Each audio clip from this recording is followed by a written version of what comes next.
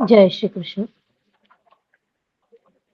गुरुर्ब्रह्मा गुरुर्विष्णुः गुरुर्देवो महेश्वरः गुरुः साक्षात् परब्रह्म तस्मै श्री गुरवे नमः। कृष्णाय वासुदेवाय हरये परमात्मने प्रणतक्लेशनाशाय गोविन्दाय नमो नमः। नमामि सद्गुरुं शान्तं सच्चिदानन्दविग्रहं पूर्णब्रह्मपरानन्दम् ईशमानन्दिवल्लभम्। ॐ पार्थाय प्रतिबोधितां भगवता नारायणेन स्वयं व्यासेन ग्रथितां पुराणमुनिना मध्ये महाभारतम् अद्वैतामृतवर्षिणीं भगवतीम् अष्टादशाध्यायिनीम् अम्ब त्वामनुसन्दधामि भगवत् गीते भवद्वेषिणि। नमोऽस्तु ते व्यासविशालबुद्धे फुल्लारविन्दायतपत्रनेत्र येन त्वया भारततैलपूर्णः प्रज्वालितो ज्ञानमयः प्रदीपः। प्रपन्नपारिजाताय स्तोत्रवेत्रैकपाणये ज्ञानमुद्राय कृष्णाय गीतामृतदुहे नमः। नारायणं नमस्कृत्य नरं चैव नरोत्तमं देवीं सरस्वतीं व्यासं ततो जयमुदीरयेत्। जय श्री कृष्ण। अर्जुन निवात कवचों के यहाँ समुद्र में गए हुए हैं मातली के साथ। आगे देखते हैं। अथ सप्तत्यधिक शततमोध्याय। अर्जुन और निवात कवचों का युद्ध। अर्जुन उवाच। अर्जुन बोले, भारत, तदनंतर सारे निवात कवच संगठित हो हाथ में अस्त्र शस्त्र लिए युद्ध भूमि में वेग पूर्वक मेरे ऊपर टूट पड़े। उन महारथी दानवों ने मेरे रथ का मार्ग रोक कर भीषण गर्जना करते हुए मुझे सब ओर से घेर लिया और मुझ पर बाणों की वर्षा आरंभ कर दी। फिर कुछ अन्य महापराक्रमी दानव शूल और पट्टिश आदि हाथों में लिए मेरे सामने आए और मुझ पर शूल तथा भुशुंडियों का प्रहार करने लगे। दानवों द्वारा की गई वह शूलों की बड़ी भारी वर्षा निरंतर मेरे रथ पर होने लगी। उसके साथ ही गदा और शक्तियों का भी प्रहार हो रहा था। कुछ दूसरे निवात कवच हाथों में तीखे अस्त्र शस्त्र लिए उस युद्ध के मैदान में मेरी ओर दौड़े। वे प्रहार करने में कुशल थे। उनकी आकृति बड़ी भयंकर थी और देखने में वे काल रूप जान पड़ते थे। तब मैंने उनमें से एक एक को युद्ध में गांडीव धनुष से छूटे हुए सीधे जाने वाले विविध प्रकार के 10-10 वेगवान बाणों द्वारा बींध डाला। मेरे छोड़े हुए बाण पत्थर पर तेज किए हुए थे। उनकी मार खाकर सभी दानव युद्ध भूमि से भाग चले। तब मातली उस रथ के घोड़ों को तुरंत ही तीव्र वेग से हाका। सारथी से प्रेरित होकर वे अश्व नाना प्रकार की चालें दिखाते हुए वायु के समान वेग से चलने लगी। मातली ने उन्हें अच्छी तरह काबू में कर रखा था। अब सबने वहां दिति के पुत्र को रौंद डाला। अर्जुन के उस विशाल रथ में 10,000 घोड़े जुते हुए थे। अर्जुन के उस विशाल रथ में 10,000 घोड़े जुते हुए थे। तो भी मातली ने उन्हें इस प्रकार वश में कर रखा था कि वे अल्पसंख्यक अश्वों की भांति शांत भाव से विचरते थे। इंद्र का रथ था, इंद्र के ही सारथी थे मातली। उन घोड़ों के पैरों की मार पड़ने से, रथ के पहियों की घड़घड़ाहट होने से तथा मेरे बाणों की चोट खाने से सैकड़ों दैत्य मर गए। इसी प्रकार वहां दूसरे बहुत से असुर हाथ में धनुष बाण लिए प्राण रहित हो गए और उनके सारथी भी मारे गए थे। उस दशा में सारथी शून्य घोड़े अनेक निर्जीव शरीर को खींचे लिए जाते थे। तब वे समस्त दानव सारी दिशाओं और विदिशाओं को रोककर भांति भांति के अस्त्र शस्त्रों द्वारा मुझ पर घातक प्रहार करने लगे। इससे मेरे मन में बड़ी व्यथा हुई। उस समय मैंने मातली की अत्यंत अद्भुत शक्ति देखी। उन्होंने वैसे वेगशाली अश्वों को बिना किसी प्रयास के ही काबू में कर लिया। राजन, तब मैंने उस रणभूमि में अस्त्र शस्त्रधारी सैकड़ों तथा सहस्रों असुरों को विचित्र एवं शीघ्रगामी बाणों द्वारा मार गिराया। 1 लाख थे वो निवात कवच, और अर्जुन अकेला। इस प्रकार पूर्ण प्रयत्न पूर्वक युद्ध में विचरते हुए मेरे ऊपर इंद्र सारथी वीर और मातली बड़े प्रसन्न हुए। मेरे उन घोड़ों तथा दिव्य रथ से कुचल जाने के कारण भी कितने ही दानव मारे गए और बहुत से युद्ध छोड़कर भाग गए। निवात कवचों ने संग्राम में हम लोगों से होड़ सी लगा रखी थी। मैं बाणों के आघात से पीड़ित था, तो भी उन्होंने बड़ी भारी बाण वर्षा करके मेरी प्रगति को रोकने की चेष्टा की। तब मैंने अद्भुत और शीघ्रगामी बाणों को ब्रह्मास्त्र से अभिमंत्रित करके चलाया और उनके द्वारा शीघ्र ही सैकड़ों तथा हजारों दानवों का संहार करने लगा। तदनंतर मेरे बाणों से पीड़ित होकर वे महारथी दैत्य क्रोध से आग बबूला हो उठे और एक साथ संगठित हो खड्ग, शूल तथा बाणों की वर्षा द्वारा मुझे घायल करने लगे। यह देख मैंने देवराज इंद्र के परम प्रिय माधव नामक प्रचंड तेजस्वी अस्त्र का आश्रय लिया। माधव नामक प्रचंड तेजस्वी अस्त्र का आश्रय लिया। तब उस अस्त्र के प्रभाव से मैंने दैत्यों के चलाए हुए सहस्रों खड्ग, त्रिशूल और तोमरों को 100-100 टुकड़े कर डाले। शस्त्र जो है वो हाथ से चलाया जाता है और अस्त्र जो है वो अभिमंत्रित मंत्र से द्वारा उसको आगे छोड़ा जाता है। अभी वो अस्त्र चला रहे हैं। तब उस अस्त्र के प्रभाव से मैंने दैत्यों के चलाए हुए सहस्रों खड्ग, त्रिशूल और तोमरों को 100-100 टुकड़े कर डाले। तत्पश्चात दानवों के समस्त अस्त्र शस्त्रों का उच्छेद करके मैंने रोषवश उन सब को भी 10-10 बाणों से घायल करके बदला चुकाया। उस समय मेरे गांडीव धनुष से बड़े बड़े बाण उस युद्ध भूमि में इस प्रकार छूटते थे मानो वृक्ष से झुंड के झुंड भौरे उड़ रहे हो। मातली ने मेरे इस कार्य की बड़ी प्रशंसा की। तदनंतर उन दानवों के भी बाण मेरे ऊपर जोर जोर से गिरने लगे। मातली ने उनकी उस बाण वर्षा की भी सराहना की। फिर मैंने अपने बाणों द्वारा शत्रुओं के उन सब बाणों को छिन्न भिन्न कर डाला। इस प्रकार मार खाते और मरते रहने पर भी निवात कवचों ने पुनः भारी बाण वर्षा के द्वारा मुझे सब ओर से घेर लिया। मैंने अस्त्र विनाशक अस्त्रों द्वारा उनकी बाण वर्षा के वेग को शांत करके अत्यंत शीघ्रगामी एवं प्रज्वलित बाणों द्वारा सहस्त्र दैत्यों को घायल कर दिया। उनके कटे हुए अंग उसी प्रकार रक्त की धारा बहाते थे जैसे वर्षा ऋतु में वृष्टि के जल से भिगे हुए पर्वतों के शिखर गेरू आदि धातुओं से मिश्रित जल की धारा बहाते हैं। मेरे बाणों का स्पर्श इंद्र के वज्र के समान था। वे बड़े वेग से छूटते और सीधे जाकर शत्रु को अपना निशाना बनाते थे। उनकी चोट खाकर वे समस्त दानव भय से व्याकुल हो उठे। उन दैत्यों के शरीर के 100-100 टुकड़े हो गए थे। उनके अस्त्र शस्त्र कट गए और उत्साह नष्ट हो गया था।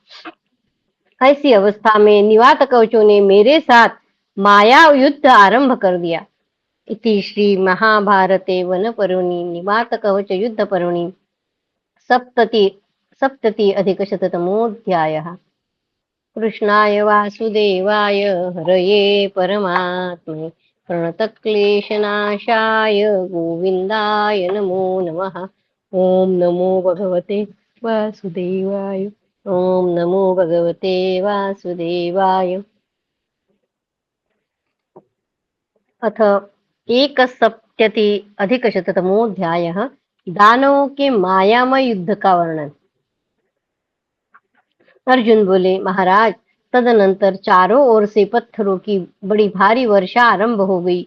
वृक्षों के बराबर ऊंचे शिलाखंड रणभूमि में गिरने लगे। इससे मुझे बड़ी पीड़ा हुई। तब मैंने महेंद्रास्त्र से अभिमंत्रित वज्रतुल्य वेगवान बाणों द्वारा उस महासमर में गिरने वाले समस्त शिला खंडों को चूर चूर कर दिया। पत्थरों की वर्षा के चूर्ण होते ही सब और आग प्रकट हो गई। फिर तो वहां आग की चिंगारियों के समूह की भांति पत्थर का चूर्ण पड़ने लगा। तदनंतर मेरे बाणों से वह पत्थरों की वर्षा शांत होने पर महत्तर जलवृष्टि आरंभ हो गई। मेरे पास ही सर्पों के समान मोटी जलधाराएं गिरने लगी। आकाश से प्रचंड शक्तिशालिनी सहस्रों धाराएं बरसने लगी, जिन्होंने न केवल आकाश को ही अपितु संपूर्ण दिशाओं और उपदिशाओं को भी सब ओर से ढक लिया था। धाराओं की वर्षा, हवा के झकोरों और दैत्यों की गर्जना से कुछ भी जान नहीं पड़ता था। स्वर्ग से लेकर पृथ्वी तक एक सूत्र में आबद्ध सी होकर पृथ्वी पर सब ओर जल की धाराएं लगातार गिर रही थी, जिन्होंने वहां मुझे मोह में डाल दिया था। तब मैंने वहां देवराज इंद्र के द्वारा प्राप्त हुए दिव्य विशेषणास्त्र का प्रयोग किया, जो अत्यंत तेजस्वी और भयंकर था। उससे वर्षा का वह सारा जल सूख गया। जब मैंने पत्थरों की वर्षा शांत कर दी और पानी की वर्षा को भी सोख लिया, तब दानव लोग मुझ पर मायामय अग्नि और वायु का प्रयोग करने लगे। फिर तो मैंने वारुणास्त्र से यह सारी आग बुझा दी और महान शैलास्त्र का प्रयोग करके मायामय वायु का वेग कुंठित कर दिया। उस माया का निवारण हो जाने पर वे रणोन्मत्त दानव एक ही समय अनेक प्रकार की माया का प्रयोग करने लगे। फिर तो भयानक अस्त्रों की तथा अग्नि, वायु, पत्थर की बड़ी भारी वर्षा होने लगी, जो रोंगटे खड़े कर देने वाली थी। उस मायामयी वर्षा ने युद्ध में मुझे बड़ी पीड़ा दी। तदनंतर चारों ओर महाभयानक अंधकार छा गया। घोर एवं दुस्सह तिमिर राशि से संपूर्ण लोकों के आच्छादित हो जाने पर मेरे रथ के घोड़े युद्ध से विमुख हो गए और मातली भी लड़खड़ाने लगे। उनके हाथ से घोड़ों के लगाम और चाबुक पृथ्वी पर गिर पड़े और वे भयभीत होकर बार बार मुझसे पूछने लगे, भरत श्रेष्ठ अर्जुन, तुम कहाँ हो? मातली के बेसुध होने पर मेरे मन में भी अत्यंत भय समा गया। तब सुधबुत खोए हुए मातली ने मुझे भयभीत योद्धा से इस प्रकार कहा, निष्पाप कुंती कुमार, प्राचीन काल में अमृत के प्राप्ति के लिए देवता और दैत्यों में अत्यंत घोर संग्राम हुआ था, जिसे मैंने अपनी आंखों देखा था। शंबासुर के वध के समय भी अत्यंत भयानक युद्ध हुआ था। उसे भी मैंने देवराज इंद्र के सारथी का कार्य संभाला था। इसी प्रकार रुद्रासुर के वध के समय भी मैंने ही घोड़ों की बागडोर हाथ में ली थी। विरोचन कुमार बलि का अत्यंत भयंकर महासंग्राम भी मेरा देखा हुआ है। ये बड़े बड़े भयानक युद्ध मैंने देखे हैं, उनमें भाग लिया है, परंतु पांडुनंदन, आज से पहले कभी भी मैं इस प्रकार अचेत नहीं हुआ था। जान पड़ता है विधाता ने आज समस्त प्रजा का संहार निश्चित किया है। अवश्य ऐसी ही बात है। जगत के संहार के अतिरिक्त अन्य समय में ऐसे भयानक युद्ध का होना संभव नहीं है। मातली का यह वचन सुनकर मैंने स्वयं ही अपने आप को संभाला और दानवों की उस महान माया बल का निवारण करते हुए भयभीत मातली से कहा, सूत, आप डरे मत, स्थिरता पूर्वक रथ पर बैठे रहे और देखे मेरी इन भुजाओं में कितना बल है, मेरे गांडीव, धनुष तथा अस्त्रों का कैसा प्रभाव है। आज मैं अपने अस्त्रों की माया से इन दानवों की इस भयंकर माया तथा घोर अंधकार का विनाश किए देता हूँ। नरेश्वर, ऐसा कहकर मैंने देवताओं के हित के लिए अस्त्र संबंधिनी माया की सृष्टि की, जो समस्त प्राणियों को मोह में डालने वाली थी। उससे असुरों की वे सारी मायाएं नष्ट हो गई। तब उन अमित तेजस्वी दानव राजों ने पुनः नाना प्रकार की मायाएं प्रकट की। इससे कभी तो प्रकाश छा जाता था और कभी सब कुछ अंधकार में विलीन हो जाता था, कभी संपूर्ण जगत अदृश्य हो जाता था और कभी जल में डूब जाता था। तदनंतर प्रकाश होने पर मातली ने घोड़ों को काबू में करके अपने श्रेष्ठ रथ के द्वारा उस रोमांचकारी संग्राम में विचरना प्रारंभ किया। तब भयानक निवात कवच चारों ओर से मेरे ऊपर टूट पड़े। उस समय मैंने अवसर देख देख कर उन सब को यमलोक भेज दिया। वह युद्ध निवात कवचों के लिए विनाशकारी था। अभी युद्ध हो ही रहा था कि सहसा सारे दानव अंतर्धानी माया से छिप गए, अतः मैं किसी को भी देख न सका।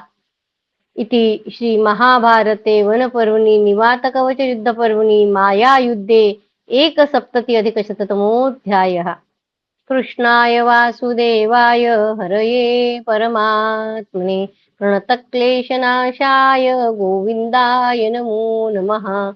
ओम नमो भगवते वासुदेवाय। ओम नमो भगवते वासुदेवाय। अथ द्विसप्तति अधिक शततमोऽध्याय निवात कवचों का संहार। अर्जुन बोले, राजन, इस प्रकार अदृश्य रहकर ही वे दैत्य माया द्वारा युद्ध करने लगे तथा मैं भी अपने अस्त्रों की अदृश्य शक्ति के द्वारा ही उनका सामना करने लगा। मेरे गांडीव धनुष से छूटे हुए बाण विधिवत प्रयुक्त दिव्यास्त्रों से प्रेरित हो जहां जहां वे दैत्य थे वहीं जाकर उनके सिर काटने लगे। जब मैं इस प्रकार युद्ध क्षेत्र में उनका संहार करने लगा तब वे निवात कवच दानव अपनी माया को समेट कर सहसा नगर में घुस गए।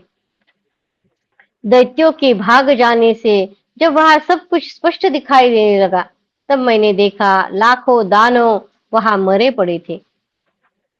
उनके अस्त्र शस्त्र और आभूषण भी पीस कर चूर्ण हो गए थे। दानवों के शरीरों और कवचों के सौ टुकड़े दिखाई देते थे। वहां दैत्यों की इतनी लाशें पड़ी थी कि घोड़ों के लिए एक एक के बाद दूसरा पैर रखने के लिए कोई स्थान नहीं रह गया था। अतः वे अंतरिक्षचारी अश्व वहां से सहसा उछलकर आकाश में खड़े हो गए। तदनंतर निवात कवचों ने अदृश्य रूप से ही आक्रमण किया और केवल आकाश को आच्छादित करके पत्थरों की वर्षा आरंभ कर दी। कुछ भयंकर दानवों ने जो पृथ्वी के भीतर घुसे हुए थे मेरे घोड़ों के पैर तथा रथ के पहिए पकड़ लिए। कुछ दानवों ने जो पृथ्वी के भीतर घुसे हुए थे मेरे घोड़ों के पैर तथा रथ के पहिए पकड़ लिए। इस प्रकार युद्ध करते समय मेरे हरे रंग के घोड़ों तथा रथ को पकड़कर उन दानवों ने रथ सहित मेरे ऊपर सब ओर से शिलाखंडों द्वारा आरंभ किया। नीचे पर्वतों के ढेर लग रहे थे और ऊपर से नई नई चट्टानें पड़ रही थी। इससे वह प्रदेश जहां हम लोग मौजूद थे एक गुफा के समान बन गया था। एक ओर तो मैं शिलाखंडों से आच्छादित हो रहा था, दूसरी ओर मेरे घोड़े पकड़ लिए जाने से रथ की गति कुंठित हो गई थी। इस विवशता की दशा में मुझे बड़ी पीड़ा होने लगी जिसे मातली ने जान लिया। इस प्रकार मुझे भयभीत हुआ देख मातली ने कहा, अर्जुन अर्जुन, तुम डरो मत, इस समय वज्रास्त्र का प्रयोग करो। महाराज, मातली का यह वचन सुनकर मैंने देवराज के परम प्रिय तथा भयंकर अस्त्र वज्र का उपयोग किया। अविचल स्थान का आश्रय ले गांडीव धनुष का वज्रास्त्र से अभिमंत्रित करके गांडीव धनुष को वज्रास्त्र से अभिमंत्रित करके मैंने लोहे के तीखे बाण छोड़े जिनका स्पर्श वज्र के समान कठोर था। तदनंतर वज्रास्त्र से प्रेरित हुए वे वज्र स्वरूप बाण पूर्वोक्त सारी मायाओं तथा निवात कवच दानवों के भीतर घुस गए। फिर तो वज्र के वेग से मारे गए वे पर्वताकार दानव एक दूसरे का आलिंग करते हुए धाराशायी हो गए। पृथ्वी के भीतर घुसकर जिन दानवों ने मेरे रथ के घोड़ों को पकड़ रखा था उनके शरीर में भी घुसकर मेरे बाणों ने उन सब को यमलोक भेज दिया। वहां मरकर गिरे हुए पर्वताकार निवात कवच इधर उधर बिखरे हुए पर्वतों के समान जान पड़ते थे। वहां का सारा प्रदेश उनकी लाशों से पट गया था। उस समय के युद्ध में न तो घोड़ों को कोई हानि पहुंची, न रथ का ही कोई सामान टूटा, न मातली को ही चोट लगी और न मेरे ही शरीर में कोई आघात दिखाई दिया। यह एक अद्भुत सी बात थी। तब मातली ने हंसते हुए मुझसे कहा, अर्जुन, तुम में जो पराक्रम दिखाई देता है वह देवताओं में भी नहीं है। तुम में जो पराक्रम दिखाई देता है वह देवताओं में भी नहीं है। उन असुर समूहों के मारे जाने पर उनकी सारी स्त्रियां उस नगर में जोर जोर से करुण क्रंदन करने लगी, मानो शरत काल में सारस पक्षी बोल रहे हो। तब मैं मातली के साथ रथ की घरघराहट से निवात कवचों की स्त्रियों को भयभीत करता हुआ उस दैत्य नगर में गया। मोर के समान सुंदर सुंदर उन 10,000 घोड़ों को तथा सूर्य के समान तेजस्वी उस दिव्य रथ को देखते ही झुंड की झुंड दानव स्त्रियां इधर उधर भाग चली। उन डरी हुई निशाचारियों के आभूषणों के द्वारा उत्पन्न हुआ शब्द पर्वतों पर पड़ती हुई शिलाओं के समान जान पड़ता था। तत्पश्चात वे भयभीत हुई दैत्य नारियां अपने अपने घरों में घुस गई। उनके महल सोने के बने हुए थे और अनेक प्रकार के रत्नों से उनकी विचित्र शोभा होती थी। वह उत्तम एवं अद्भुत नगर देवपुरी से भी श्रेष्ठ दिखाई देता था। तब उसे देखकर मैंने मातली से पूछा, सारथे, देवता लोग ऐसा नगर क्यों नहीं बसाते हैं? यह नगर तो मुझे इंद्रपुरी से भी बढ़कर दिखाई देता है। मातली बोले, पार्थ, पूर्व काल में यह नगर हमारे देवराज के ही अधिकार में था। फिर निवात कवचों ने आकर देवताओं को यहाँ से निकाल दिया। उन्होंने अत्यंत तीव्र तपस्या करके पितामह ब्रह्मा जी को प्रसन्न किया और उनसे अपने रहने के लिए यह नगर मांग लिया था। साथ ही यह भी मांगा कि हमें युद्ध में देवताओं से भय न हो। साथ में यह भी मांगा कि हमें युद्ध में देवताओं से भय न हो।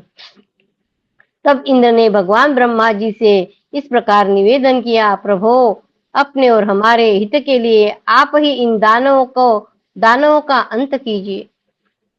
उनके ऐसा कहने पर भगवान ब्रह्मा ने कहा, शत्रुघ्न देवराज, इसमें दैव का ही यही विधान है कि तुम ही दूसरा शरीर धारण करके इन दानवों का अंत कर सकोगे।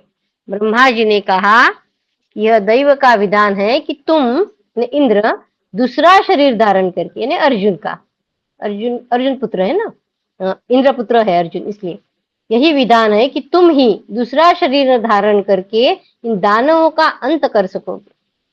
अर्जुन, तुम ही इंद्र के दूसरे स्वस्वरूप हो। इन दैत्यों के वध के लिए ही इंद्र ने तुम्हें दिव्यास्त्र प्रदान किए हैं। आज जो ये दानव तुम्हारे हाथों मारे गए हैं, उन्हें देवता नहीं मार सकते थे। समय के फेरे से ही तुम इनका विनाश करने के लिए यहाँ आ पहुंचे हो और तुमने जैसा दैव का विधान था उसके अनुसार इनका संहार कर डाला है। पुरुषोत्तम देवराज इंद्र ने इन दानवों के विनाश के उद्देश्य से ही तुम्हें परम उत्तम अस्त्र बल की प्राप्ति कराई है। अर्जुन कहते हैं, महाराज, इस प्रकार दानवों का संहार करके नगर में शांति स्थापित करने के पश्चात मैं मातली के साथ पुनः उस देवलोक को लौट आया। इति श्री महाभारते वन पर्वणि निवात कवच युद्ध पर्वणि निवात कवच युद्धे 270 कृष्णाय वासुदेवाय हरये परमात्मने प्रणतक्लेशनाशाय गोविन्दाय नमो नमः। ओम नमो भगवते वासुदेवाय।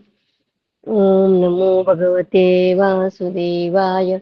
अथ 370 अर्जुन द्वारा हिरण्यपुरवासी पौलोम तथा कालकेयों का वध और इंद्र द्वारा अर्जुन का अभिनंदन। अर्जुन बोले, राजन, तत्पश्चात लौटते समय मार्ग में मैंने एक दूसरा दिव्य एवं विशाल नगर देखा, जो अग्नि और सूर्य के समान प्रकाशित हो रहा था।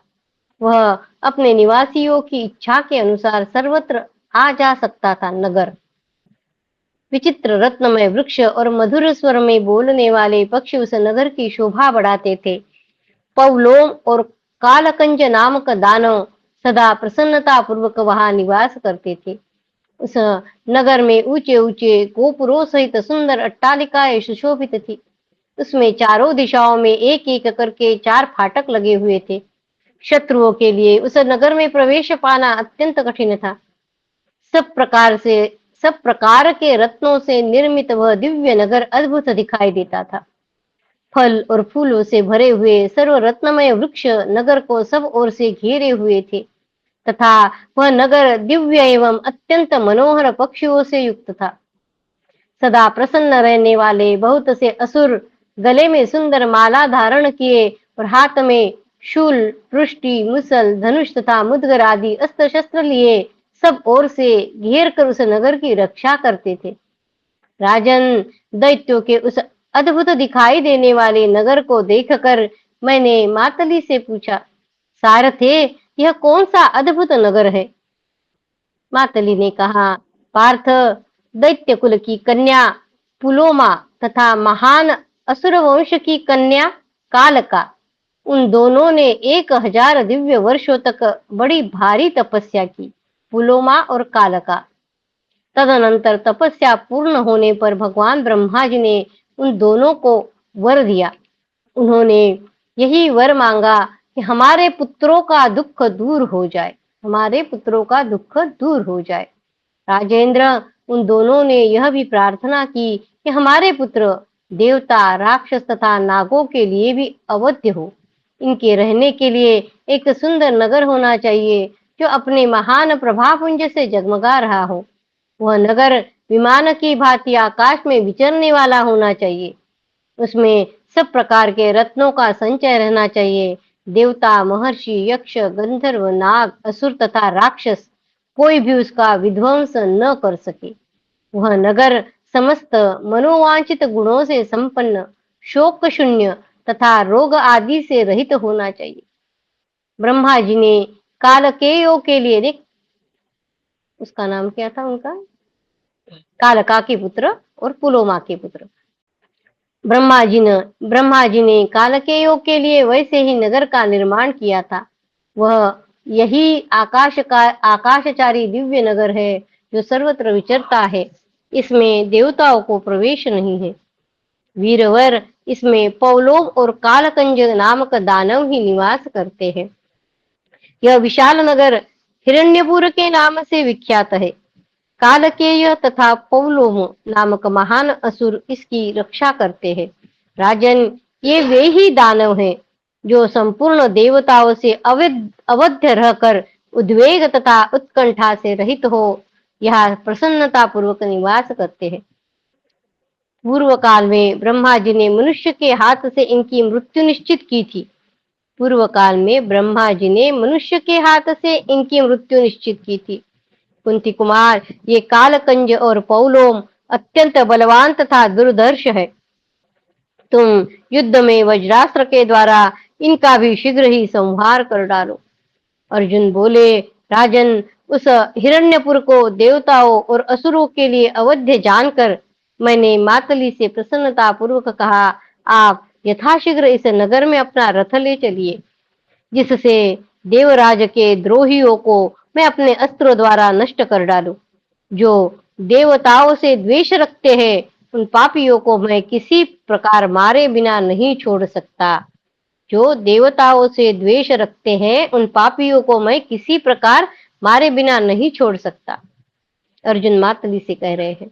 मेरे ऐसा कहने पर मातली ने घोड़ों से युक्त उस दिव्य रथ के द्वारा मुझे शीघ्र ही हिरण्यपुर के निकट पहुंचा दिया।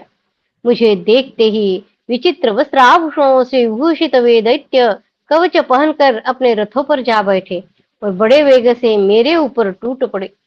तत्पश्चात क्रोध में भरे हुए उन प्रचंड पराक्रमी दानवेंद्रों ने नालिक, नाराच, भल्ल, शक्ति, रिष्टि तथा तोमर आदि अस्त्रों द्वारा मुझे मारना प्रारंभ किया।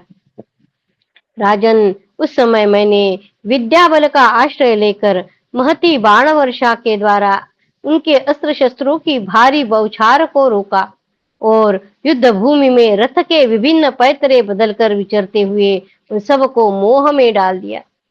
वे ऐसे किंग कर्तव्य विमूढ़ हो रहे थे कि आपस में ही लड़कर एक दूसरे दानवों को धाराशाही करने लगे। इस प्रकार मूढ़ चित्त हो आपस में ही एक दूसरे पर धावा करने वाले उन दानवों के 100 मस्तकों को मैं अपने प्रज्वलित बाणों द्वारा काट काट कर गिराने लगा। वे दैत्य जब इस प्रकार मारे जाने लगे तब पुनः अपने उस नगर में ही घुस गए और दानवी माया का सहारा ले नगर सहित आकाश में ऊंचे उड़ गए। कुरुनंदन, तब मैं बाणों की भारी बौछार करके दैत्यों का मार्ग रोक लिया और उनकी गति कुंठित कर दी। सूर्य के समान प्रकाशित होने वाला दैत्यों का वह आकाशचारी दिव्य नगर उनकी इच्छा के अनुसार चलने वाला था और दैत्य लोग वरदान के प्रभाव से उसे सुखपूर्वक आकाश में धारण करते थे। वह दिव्यपुर कभी पृथ्वी पर अथवा पाताल में चला जाता, कभी ऊपर उड़ जाता, कभी तिरछी दिशाओं में चलता और कभी शीघ्र ही जल में डूब जाता था।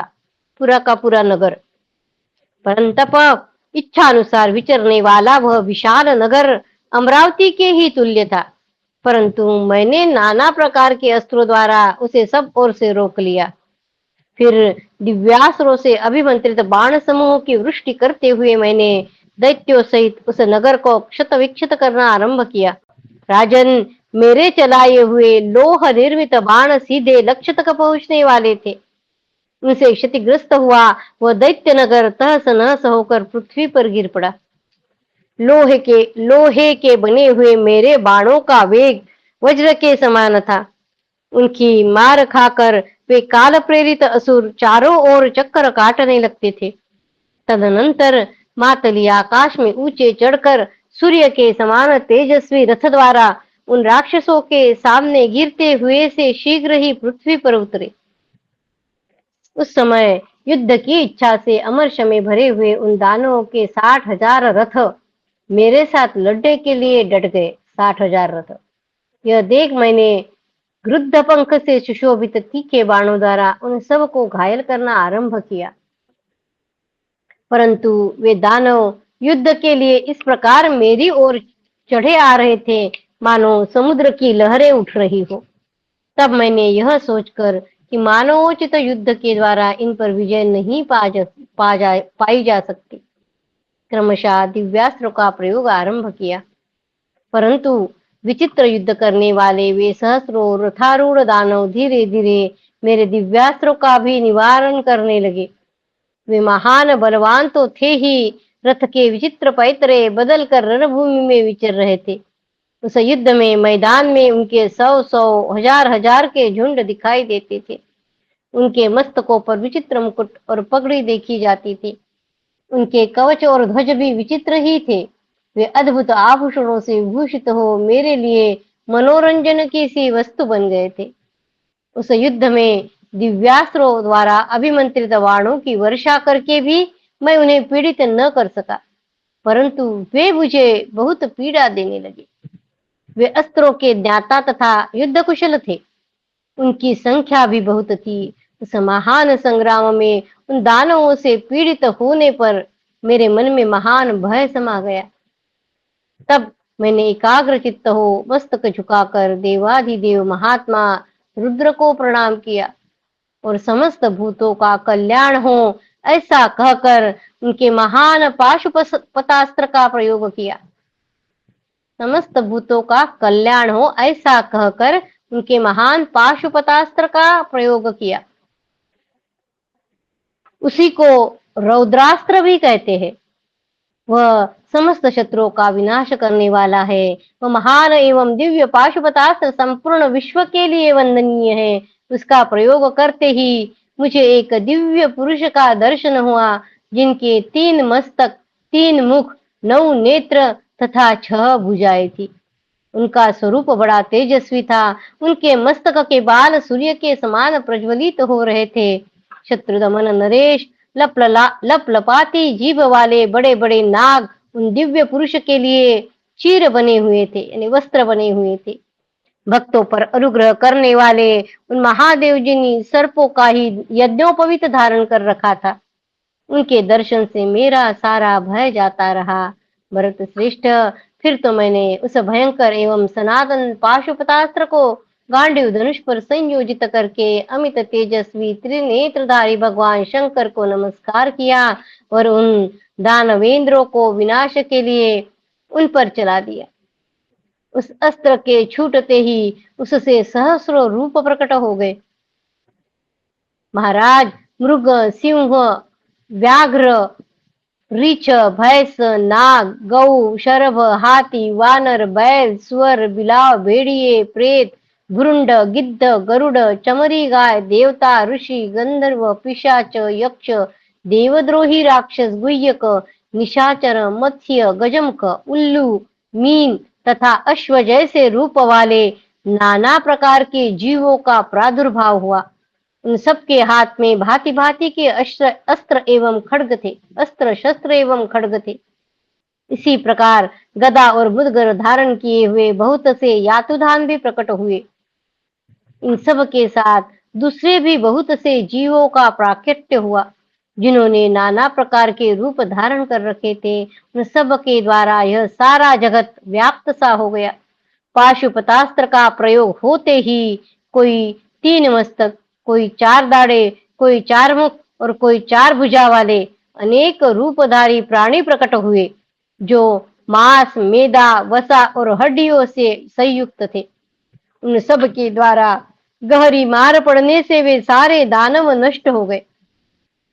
उस समय सूर्य और अग्नि के समान तेजस्वी तथा वज्र और अशदी के समान प्रकाशित होने वाले शत्रु विनाशक लोहमय बाणों द्वारा भी मैंने 2 ही घड़ी में संपूर्ण दानवों का संहार कर डाला। गांडीव धनुष से छूटे हुए अस्त्रों द्वारा क्षत विक्षत हो समस्त दानव प्राण त्याग कर आकाश से पृथ्वी पर गिर पड़े हैं। यह देखकर मैंने पुनः त्रिपुर नाशक भगवान शंकर को प्रणाम किया। दिव्य आभूषणों से विभूषित दानव पाशुपतास्त्र से पिस गए हैं। यह देखकर देवसारथी मातली को बड़ा हर्ष हुआ।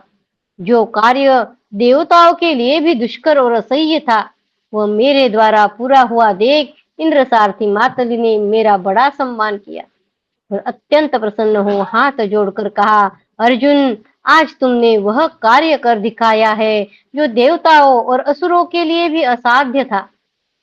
साक्षात देवराज इंद्र भी युद्ध में यह सब कार्य करने की शक्ति नहीं रखते हैं। हिरण्यपुर का विनाश करने वाले वीरवर धनंजय, निश्चय ही देवराज इंद्र आज तुम्हारे ऊपर बहुत प्रसन्न होंगे। वीर, तुमने अपने पराक्रम और तपस्या के बल से इस आकाशचारी विशाल नगर को तहस नहस कर डाला, जिसे संपूर्ण देवता और असुर मिलकर भी नष्ट नहीं कर सकते थे। उस आकाशवर्ती नगर का विध्वंस और दानवों का संहार हो जाने पर वहां की सारी स्त्रियां विलाप करती हुई नगर से बाहर निकल आई। उनके केश बिखरे हुए थे। वे दुख और व्यथा में डूबी हुई कुररी की भांति करुण क्रंदन करती थी। अपने पुत्र, पिता और भाइयों के लिए शोक करती हुई वह सबकी सब पृथ्वी पर गिर पड़ी। जिनके पति मारे गए थे, वे अनाथ अबलाएं दीनता पूर्ण कंठ से रोती चिल्लाती हुई छाती पीट रही थी। उनके हार और आभूषण इधर उधर गिर पड़े। दानवों का वह नगर शोक मग्न हो अपनी सारी शोभा खो चुका था। वहां दुख और दीनता व्याप्त हो रही थी। अपने प्रभुओं के मारे जाने से वह दानव नगर निष्प्रभ और अशोभनीय हो गया था। गंधर्व नगर की भांति उसका अस्तित्व अयथार्थ जान पड़ता था। जिसका हाथी मर गया हो, उस सरोवर और जहाँ के वृक्ष सूख गए हो, उस वन के समान वह नगर अदर्शनीय हो गया था। मेरे मन में तो हर्ष और उत्साह भरा हुआ था। मैंने देवताओं का कार्य पूरा कर दिया था। अतः मातली उस रणभूमि से मुझे शीघ्र ही देवराज इंद्र के भवन में ले आए। इस प्रकार मैं निवात कवच नामक महादानवों को तथा पौलोम और कालकेयों को मारकर तथा उजड़े हुए हिरण्यपुर को उसी अवस्था में छोड़कर वहां से इंद्र के पास आया। महाद्युते, मातली ने मेरा सारे कार्य जो कुछ जैसा हुआ था देवराज इंद्र से विस्तार पूर्वक कह सुनाया। हिरण्यपुर का विध्वंस, दानवी माया का निवारण तथा महाबलवान निवात कवचों का युद्ध में वध सुनकर मरुत आदि देवताओं सहित भगवान सहस्रलोचन इंद्र अत्यंत प्रसन्न हो मुझे साधुवाद देने लगे और मुझे प्रेम पूर्वक हृदय से लगाकर मुस्कुराते हुए मेरा मस्तक सूंघा। तत्पश्चात देवराज ने बार बार मुझे सांत्वना देते हुए देवताओं के साथ यह मधुर वचन कहा, पार्थ, तुमने युद्ध में वह कार्य किया है जो देवता और असुरों के लिए भी असंभव है। आज तुमने मेरे महान शत्रुओं का संहार करके गुरु दक्षिणा चुका दी है। धनंजय, इसी प्रकार तुम्हें सदा युद्ध भूमि में अविचल रहना चाहिए और मोह शून्य होकर अस्त्रों का प्रयोग करना चाहिए। देवता, दानव तथा राक्षस कोई भी युद्ध में तुम्हारा सामना नहीं कर सकता है।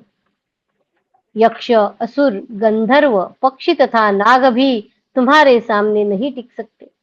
कुंती कुमार, धर्मात्मा कुंती पुत्र युधिष्ठिर तुम्हारे बाहुबल से जीती हुई पृथ्वी का पालन करेंगे।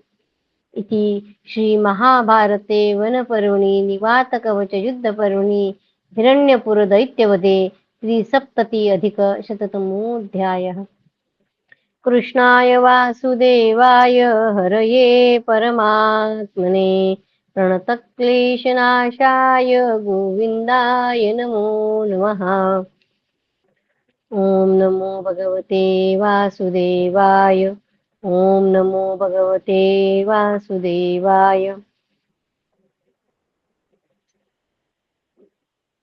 अथ चतुस्सप्तति अधिकशततमोऽध्यायः। अर्जुन के मुख से यात्रा का वृत्तांत सुनकर युधिष्ठिर द्वारा उनका अभिनंदन और दिव्यास्त्र दर्शन की इच्छा प्रकट करना। अर्जुन कहते हैं, राजन, तदनंतर मैं देवराज का अत्यंत विश्वास पात्र बन गया। धीरे धीरे मेरे शरीर के सब घाव भर गए।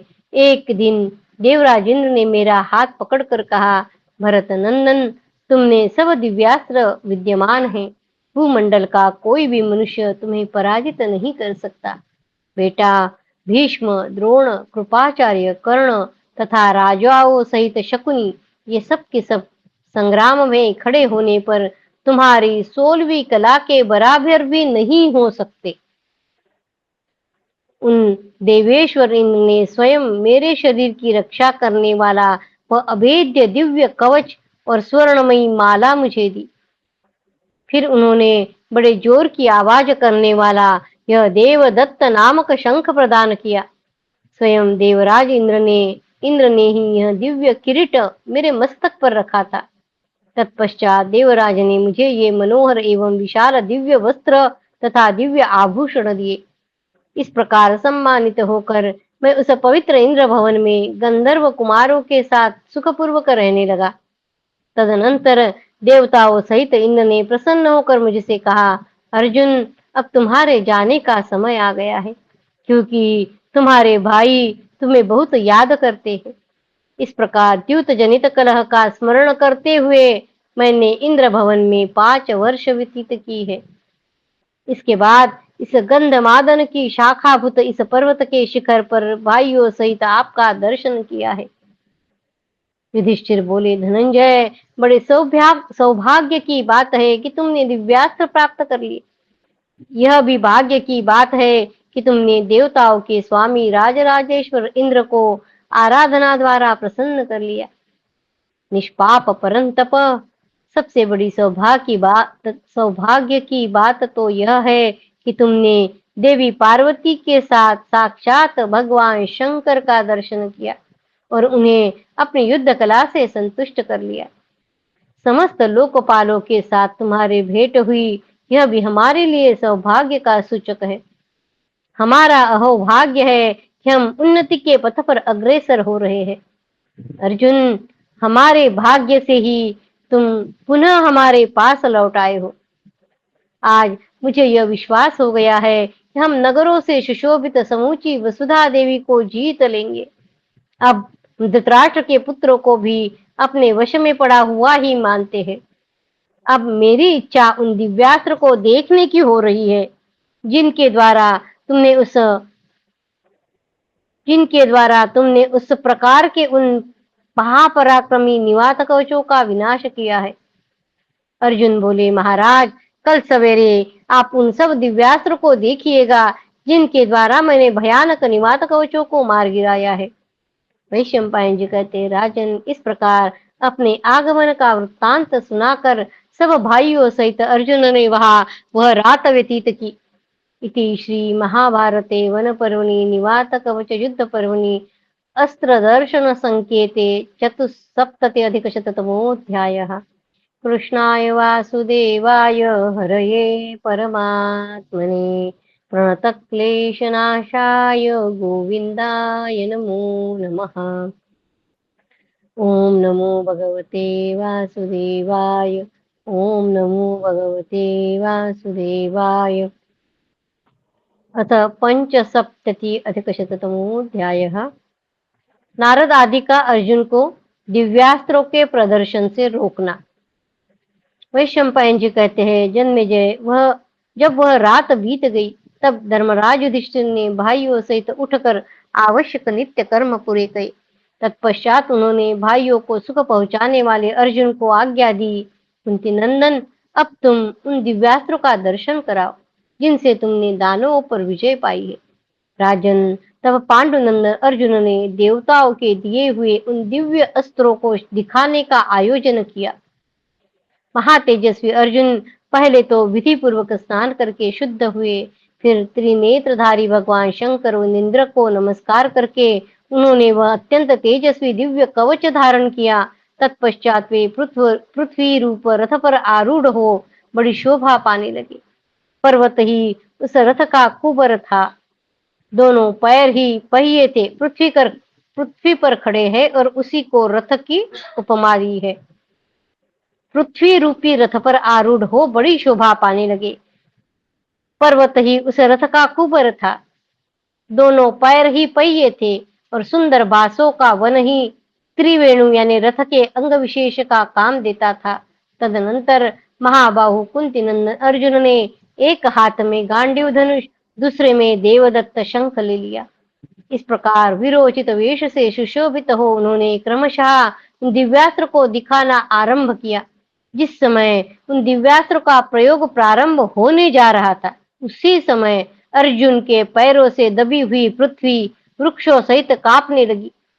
नदियों और समुद्रों में उफान आ गया, पर्वत विदीर्ण होने लगे और हवा की गति रुक गई। सूर्य की प्रभा फीकी पड़ गई और आग का जलना बंद हो गया। विजातियों को किसी प्रकार भी वेदों का भान नहीं हो पाता था। जन्मेजय, भूमि के भीतर जो प्राणी निवास करते थे वे भी पीड़ित हो अर्जुन को सब ओर से घेर कर खड़े हो गए। उन सब के मुख पर विकृति आ गई थी। वे हाथ जोड़े हुए थर थर कांप रहे थे और अस्त्रों के तेज से संतप्त हो धनंजय से प्राणों की भिक्षा मांग रहे थे।